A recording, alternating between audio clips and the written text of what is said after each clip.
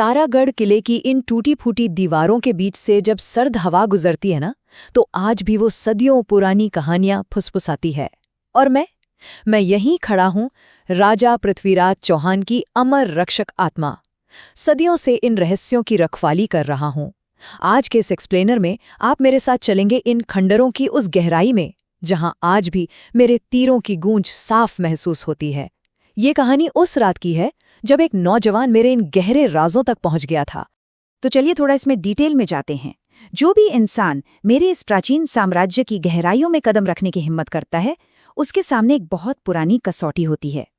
केवल वीर ही वो सुन सकते हैं जो बाकी नहीं सुन पाते। और सच कहूं तो ये सिर्फ एक चेतावनी नहीं है, ये एक दीवार है उन अयोग्य लोगों के लिए जो बिना साहस के यहाँ का राज खोलना चाहते हैं। मुझे आज भी याद है वो आधी रात का वक्त। एक बिल्कुल युवा आर्कियोलॉजिस्ट अर्जुन ठीक इन्हीं खंडहरों के बीच आ पहुंचा था। और पता है उसे यहाँ कौन लाया था? एक रहस्यमयी बिना नाम वाली चिट्ठी, और उस पर बिल्कुल यही बात लिखी थी, अंतिम तीर अभी भी अंधेरे में प्रतीक्षा कर रहा है। भाग 1, प्राचीन रहस्यों की रखवाली। देखिए, इन राजों तक पहुंचना इतना आसान बिल्कुल नहीं है। मेरी आत्मा का वजूद ही इसलिए है ताकि मैं इन प्राचीन तंत्रों को उन लोगों से बचा सकूं जो इस पवित्र खजाने को लूटना चाहते हैं। ये एक बहुत भारी बोझ है जो मैं सदियों से अपने कंधों पर उठा रहा हूं। मेरा खजाना कोई ऐसी आम चीज थोड़ी है कि कोई भी लालची इंसान आए और उसे उठाकर चलता बने। आपने शायद इतिहास की किताबों में पढ़ा होगा कि मेरी सबसे बड़ी ताकत मेरी आंखें नहीं, मेरे कान थे। शब्दभेदी बाण, यानी सिर्फ आवाज, सिर्फ ध्वनि के सहारे अपने निशाने को बिल्कुल अचूक भेदने की कला। और यही कला उस अंतिम तीर तक पहुंचने की चाह रखने वाले किसी भी नश्वर इंसान के लिए सबसे बड़ी और आखिरी परीक्षा थी।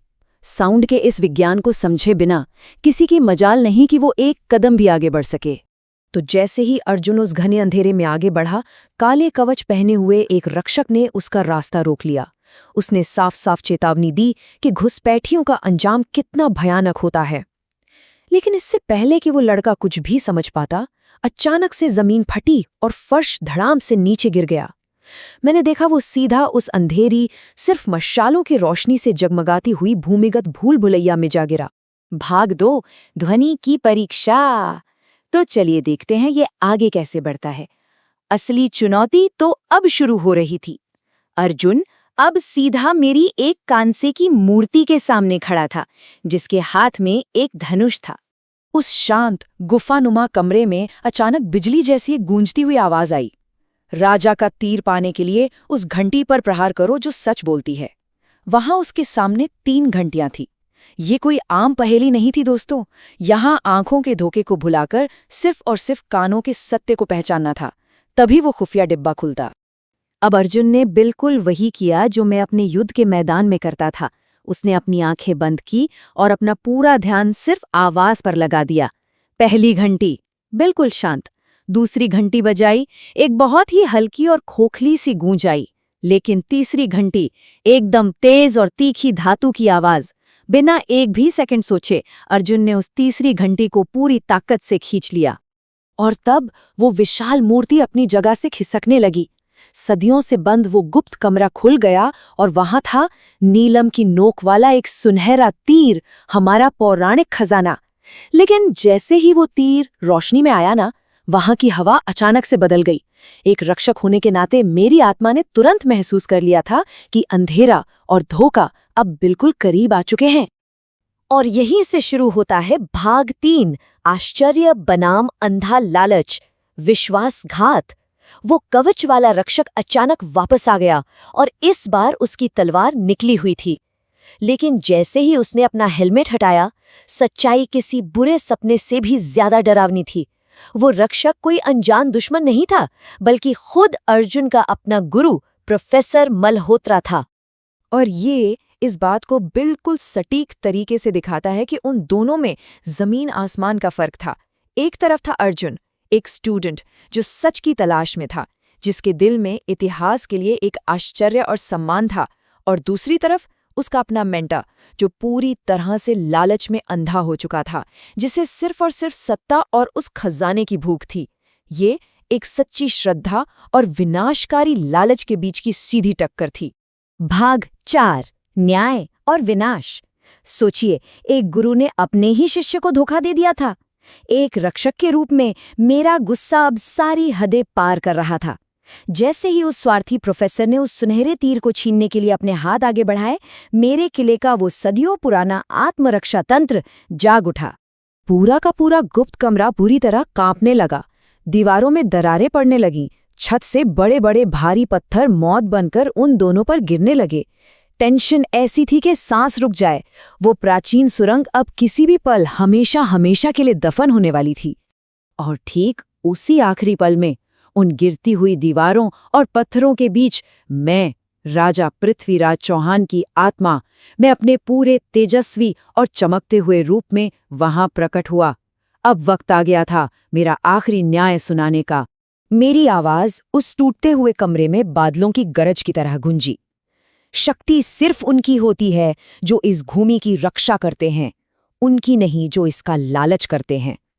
और मेरे इतना कहते ही वो सुनहरा तीर एक ऐसी चौंधिया देने वाली रोशनी के साथ चमका कि आंखें बंद हो जाएं। प्रोफेसर मल्होत्रा का लालच उसी पल दर्दनाक चीख में बदल गया।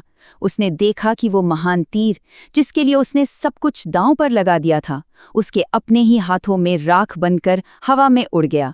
ये इस बात का सबूत था कि चुराई हुई ताकत कभी भी किसी अयोग्य और लालची इंसान के हाथों में नहीं टिक सकती।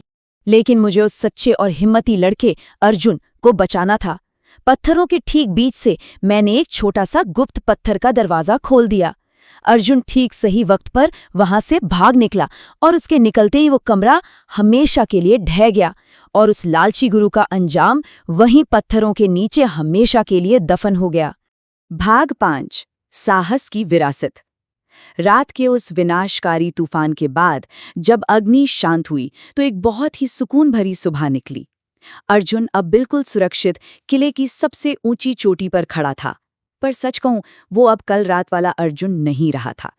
पिछले कुछ घंटों ने उसकी पूरी जिंदगी, उसकी सोच, सब कुछ बदल कर रख दिया था। जैसे ही धूप की पहली किरण उस पर पड़ी, अर्जुन ने ऐसे ही अपनी जेब में हाथ डाला और तब उसे वहां रहस्यमयी तरीके से चांदी का एक छोटा सा सिक्का मिला। उस सिक्के पर मेरे प्राचीन साम्राज्य का प्रतीक चिन्ह उकेरा हुआ था। तो यहाँ सबसे जरूरी बात यह है कि उस सिक्के पे लिखा हुआ संदेश ही अर्जुन की जिंदगी का सबसे बड़ा खजाना था। सबसे बड़ा हथियार साहस है। अर्जुन समझ चुका था कि वो सुनहरा तीर, वो सोना चांदी, वो कभी असली शक्ति थी ही नहीं। असली ताकत तो उसका अपना साहस था, जिसके भरोसे वो यहाँ तक पहुंचा था। अर्जुन ने मुस्कुराते हुए ठंडी सुबह की हवा को महसूस किया और उस शांत सन्नाटे में उसे दूर कहीं मेरे धनुष की डोरी खिंचने की आवाज सुनाई दी। ये एक सलामी थी, उस लड़के की बहादुरी को मुझ अमर रक्षक की तरफ से दी गई आखिरी शाबाशी थी। और अब इस कहानी के अंत में एक सवाल मैं आपके लिए छोड़ जाता हूँ। अगर साहस ही दुनिया का सबसे बड़ा हथियार है, तो वो सच्चा खजाना क्या है जो हम इस दुनिया में अपने पीछे छोड़कर जाएंगे?